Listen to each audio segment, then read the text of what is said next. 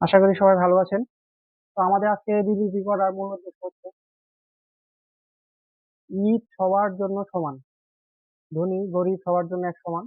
এই বিষয়ে আমরা একটা ভিডিও করেছি।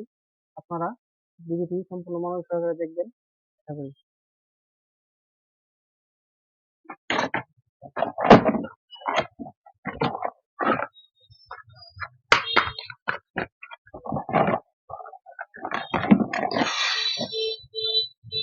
কি যায় বললো, 2 মাস যাবত চাকরি করতেছি, বেতন বোনাসটা পাই না, বেতনও পাই না, কি করি?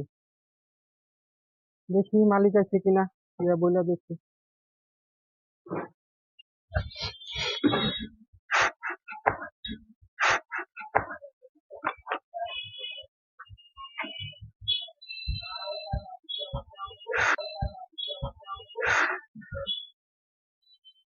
যে কাজ করলা এখানে কেন?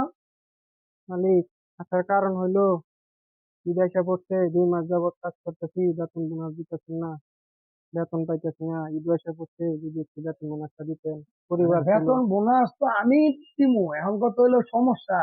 এখন ছুটিও কাটান যেত না, গুডাউন দেখতেইব। গুডাউন তুই না থাকলে দেবো কাটা আমার এই ব্যবসা বাণিজ্য। দুটো গুডাউনও থাকতেইব। আমি দিই তোর ঈদের পরে কিছু টাকা টুকা দিব না, পরে গাড়ি পাঠাই।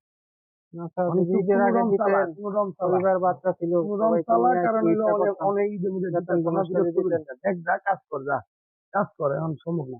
মালিক একটু দেখেন, না না, বাড়িতে সম্ভব না, বাচ্চারা আছে, কিছুতে যদি সম্ভব না। আপনি বেতন আমি বোনাসটা ঈদের দেন, পরে তোরে দিব আমি না, দিব ওদেরকে না, একটু যা। কাপড় লতা হবে না, কিনে ভালো যা, পাঠাইতাম।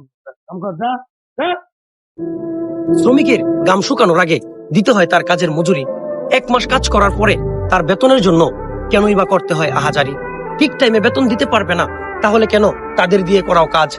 1 মাস কাজ করার পরে বেতন না পাওয়ায় কপালে পড়েছে দুশ্চিন্তের বাজ।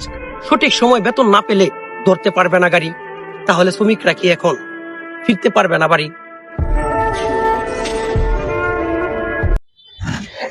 এখন ভিডিও তৈরি করার মূল কারণ হলো বাংলাদেশে এই যে এত এত শ্রমিক কাজ করে, ঈদ সবার জন্য, সবারই বেতন বোনাস ছুটি দরকার, কিন্তু আমাদের বাংলাদেশে ঈদ আসলেই শ্রমিকদের বেতন বোনাসের জন্য রাস্তায় নামতে হয়, আন্দোলন করতে হয়। আমরা এটা চাই না।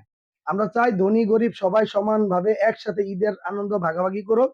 অতএব মালিকদের কাছে এটাই রিকোয়েস্ট যে ঈদ আসলে ছুটি দেওয়া এবং তাদেরকে বেতন বোনাস সঠিক টাইমে দিবেন, এবং মালিক এবং শ্রমিক একসাথে ঈদ উদযাপন করবেন। ঈদ ঈদ মোবারক সবাই। মোবারক সবাইকে, অগ্রিম ঈদ মোবারক।